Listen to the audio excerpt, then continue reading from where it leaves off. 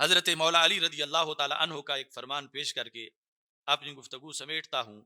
یہ کنز الامال کی 12ویں جلد ہے، 514 صفحہ ہے، روایت نمبر 35,676 ہے، صفحہ 514 ہے۔ قال رجل لعلی، ایک شخص نے حضرت مولا علی رضی اللہ تعالی عنہ سے کہا، یا امیر المومنین۔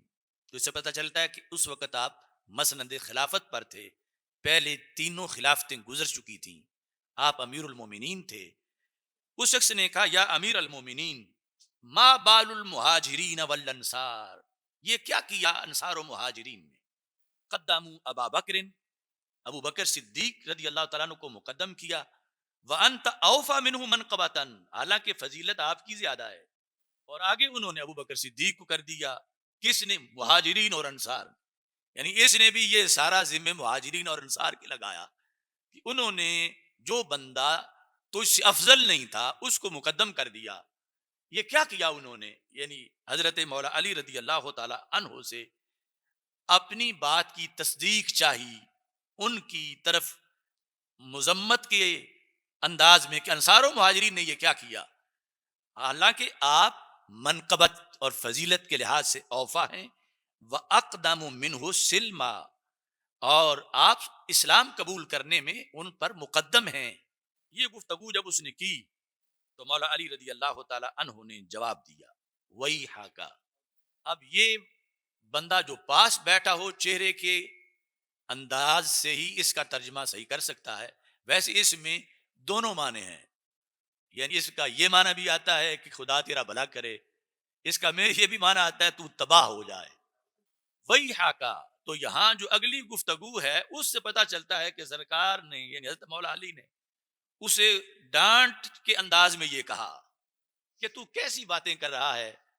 وہی حاکا، چونکہ روافظ بھی اس طرح کی آپ باتیں آ کے کرتے تھے، تو کوئی رافضی تھا، تو تباہ ہو جا، ان ابا بکر سبقنی الی اربع، ابو بکر 4 مقامات پر مجھ سے سبقت لے گئے، 4 مقامات پر۔ کیسے؟ فرما سبقنی الی الامامہ، مصلی کی امامت کے لحاظ سے بھی سبقت لے گئے۔ میں پاس بیٹھا ہوا تھا حجرہ عائشہ صدیقہ میں، میں بیمار بھی نہیں تھا، یعنی جماعت کرانے کے قابل تھا، غیر حاضر نہیں تھا۔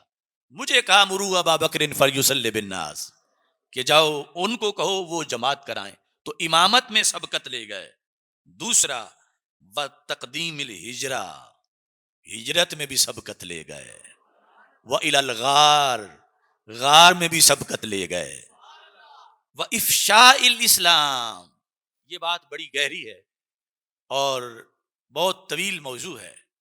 ایک ہے اسلام لانا، ایک ہے اسلام لانے کا اعلان کرنا۔